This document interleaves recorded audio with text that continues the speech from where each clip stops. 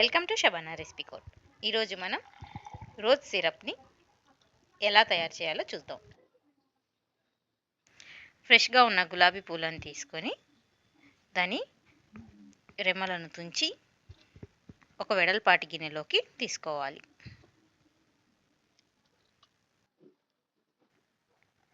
తర్వాత వీడియోలో చూపిన విధంగా నీళ్లు పోసి శుభ్రంగా కడిగి పెట్టుకోవాలి.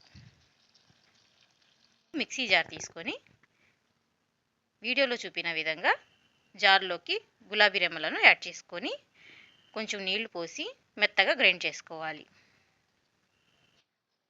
మా ఛానల్ని మొదటిసారిగా చూస్తున్నట్లయితే సబ్స్క్రైబ్ చేయండి. ముందుగా నోటిఫికేషన్ అందుకోవడం కోసం పక్కనే ఉన్న బెల్ ఐకాన్ని ప్రెస్ చేయండి.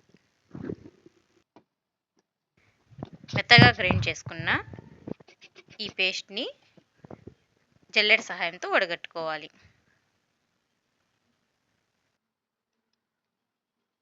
అదేవిధంగా మిగిలిన గులాబీ రెమ్మలని మెత్తగా గ్రైండ్ చేసుకొని జ్యూస్ని సపరేట్ చేసుకోవాలి.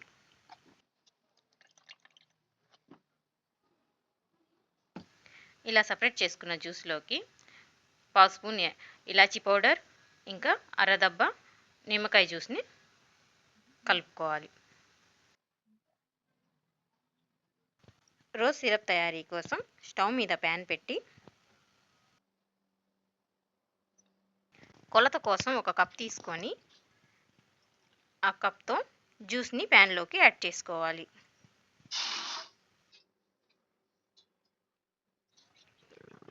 జ్యూస్ మొత్తం యాడ్ చేసుకున్న తర్వాత 3 కప్పుల జ్యూస్కి 1 కప్పు షుగర్ని యాడ్ చేసుకోవాలి.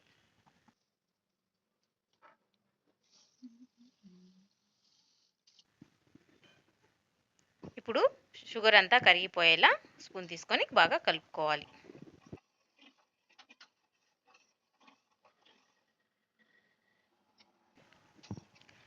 స్టవ్ని హై ఫ్లేమ్లోనే ఉంచి బాగా జ్యూస్ని మరగనివ్వాలి.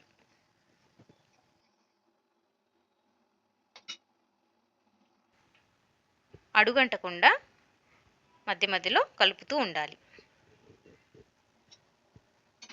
మా వీడియోని చివరి వరకు పూర్తిగా చూసి తప్పకుండా మీరు కూడా ట్రై చేసి ఎలా ఉందో నాకు కామెంట్ ద్వారా తెలియజేయండి. మిశ్రమం అంతా చిక్కబడిన తర్వాత వీడియోలో చూపిన విధంగా మొత్తం నురుగు వచ్చినట్లయితే స్టవ్ ఆఫ్ చేయాలి. ఇప్పుడు ఈ మిశ్రమాన్ని బాగా చల్లారనివ్వాలి.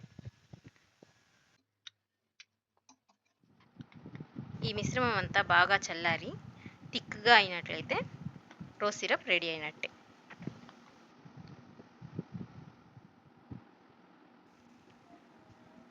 ఈ రోజ్ సిరప్ని గాజు కంటైనర్లోకి షిఫ్ట్ చేసుకొని ఫ్రిడ్జ్లో పెట్టుకుంటే చాలా రోజుల వరకు ఫ్రెష్గా ఉంటుంది.